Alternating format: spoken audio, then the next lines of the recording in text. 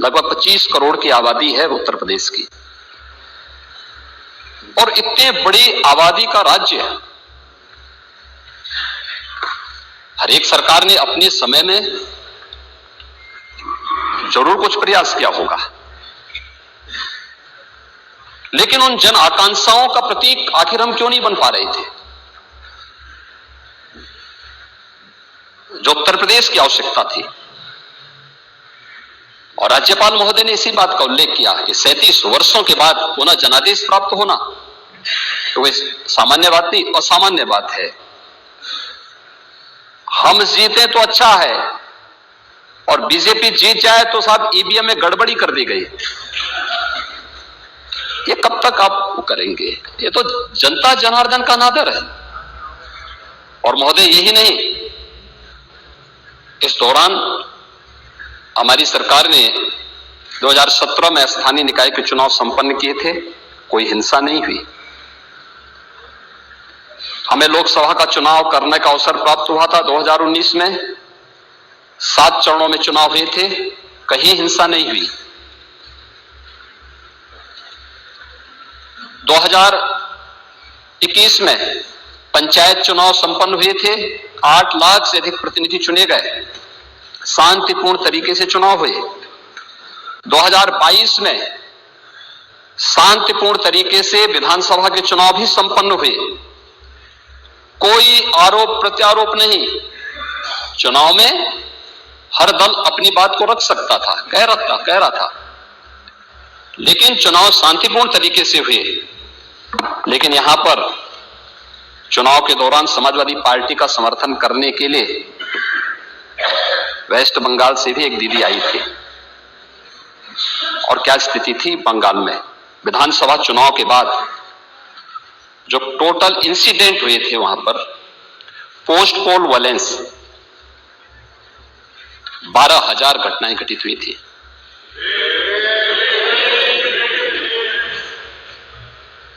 दो 294 विधानसभा सीटों में से 142 पर हिंसा की घटनाएं हुई थी, हिंसक घटनाएं घटित हुई थी। और यही नहीं, 25,000 बूथ प्रभावित हुए थे।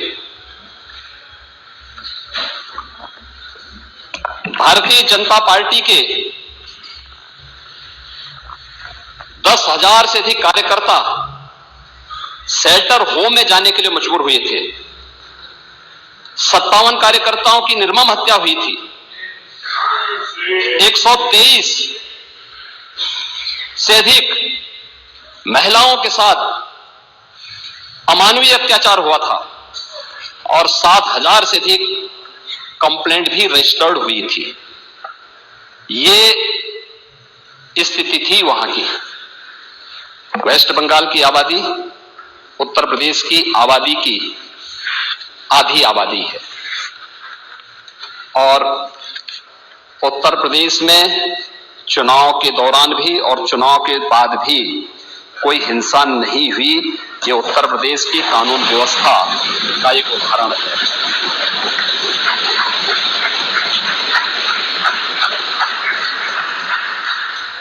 लेकिन क्या यहां पर भारतीय जनता पार्टी की अगर सरकार नहीं होती तो तब भी क्या ऐसे ही रहता? नहीं होता, क्योंकि हम लोगों ने, हमें हमारा नेतृत्व एक ही बात के लिए हमेशा आगाह करता है कि मिशन हमारा केवल सत्ता प्राप्त करना नहीं, हमारा मिशन देश होना चाहिए। देश के हित के लिए कार्य करना है, और देश के लिए हित के लिए कार्य करने के लिए भारत ने संसदीय लोकतंत्र को अपनाया है, तो संसदीय लोकतंत्र की भावनाओं का सम्मान भी हमें करना होगा। उन संसदीय भावनाओं को सम्मान करके हमें आगे बढ़ना होगा, और उन भावनाओं को लेकर के यहां पर लगातार कार्य होता है। उन्हीं मुद्दों को लेकर के हम लोग चलते हैं, उन्हीं भावनाओं को लेकर के सम्मान भी दिया जाता है, वही कार्य होते हैं। और यही कारण था मार्च 17 में जब भारतीय जनता पार्टी नेतृत्व की सरकार प्रदेश में बनी थी, तो प्रदेश में सरकार बनने के बाद से कार्य प्रारंभ हुए थे। हमने कार्य किया। डबल इंजन की सरकार ने डबल और ट्रिपल स्पीड से काम किया, उसके परिणाम भी आए। ईज ऑफ डूइंग बिजनेस में रैंकिंग में भारी सुधार हुआ। ईज ऑफ लिविंग के लक्ष्य को प्राप्त करने में हमें सफलता प्राप्त हुई। हम लोगों ने हर एक फील्ड में काम करने का प्रयास किया। यहां पे उंगली उठाई गई, खासतौर पर पुलिस के बारे में। क्या ये सच नहीं कि 2017 में 2016-17 तक दुनिया का जो सबसे बड़ा सिविल पुलिस बल है उसमें 1.5 लाख से अधिक पुलिस के विभिन्न पदों के स्थान खाली पड़े हुए थे और वे सभी खाली पड़े हुए थे। हम लोगों ने पुलिस की भर्ती की प्रक्रिया को पारदर्शी तरीके से संपन्न किया, बल्कि उसके बाद भी, क्योंकि जिन लोगों की भर्ती पहले हुई होगी वे रिटायर भी हुए होंगे, अब तक 1,54,000 पुलिस की भर्ती की प्रक्रिया को पारदर्शी तरीके से संपन्न किया गया, जिसपे पहले सुप्रीम कोर्ट ने रोक लगाई थी। उत्तर प्रदेश में 2017 से लेकर के जब भारतीय जनता पार्टी नेतृत्व की सरकार आई तो उस प्रक्रिया को हम लोगों ने शांतिपूर्ण तरीके से, पूरी स्वच्छता और पारदर्शी तरीके से संपन्न किया।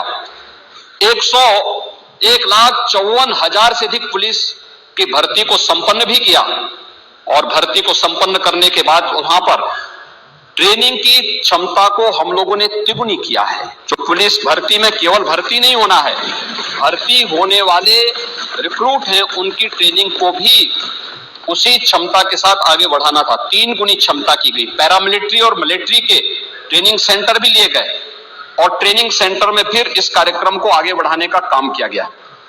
व्यापक रिफॉर्म किए गए। पहली बार प्रदेश में 4 पुलिस कमिश्नरेट बने हैं। उत्तर प्रदेश के अंदर एसडीआरएफ का गठन हुआ, एसएसएफ का गठन हुआ, स्पेशल सिक्योरिटी फोर्स, उसका गठन किया गया। उत्तर प्रदेश ने मात्र 2 साइबर थाने थे, हर एक रेंज में एक साइबर थाने का गठन हुआ। सेफ सिटी के अंतर्गत सभी स्थानों पर जितनी भी हमारे बड़े शहर हैं, 17 नगर निगम हैं, इन सभी 17 नगर निगमों को आईटीएमएस के साथ जोड़ते हुए सेफ सिटी की कार्रवाई को आगे बढ़ाने का कार्य हुआ और लखनऊ में उत्तर प्रदेश फॉरेंसिक इंस्टीट्यूट की स्थापना की कार्रवाई को भी हम लोगों ने आगे बढ़ाया। उत्तर प्रदेश के अंदर कानून व्यवस्था की स्थिति को बेहतर बनाने के लिए कभी पीएससी बल की बड़ी भूमिका होती थी। एक साजिश के तहत 54 कंपनियां समाप्त कर दी गई,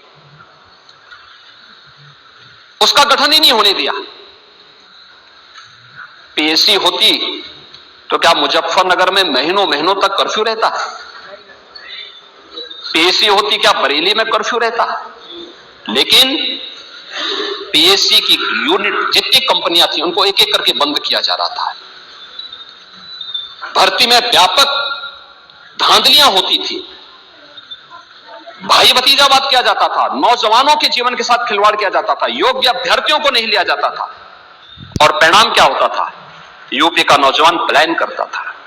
गोरखपुर में भी एक नौजवान ने आत्महत्या की थी, एलएलबी किया था। एलएलबी करने के बाद पुलिस भर्ती में सफल हुआ, लेकिन बाद में उसको उससे निकाल दिया गया। परिणाम क्या स्थिति थी? उसके बाद फिर उसे मौका नहीं मिल पाया और फिर उसने घर में जाके सुसाइड किया। लेकिन 17 के बाद किसी भी भर्ती में कोई व्यक्ति ये नहीं कह सकता है कि इस भर्ती में कोई धांधली हुई है। और 1,54,000 पुलिस की भर्ती को संपन्न करने के साथ ही उस प्रक्रिया को आगे बढ़ाया गया।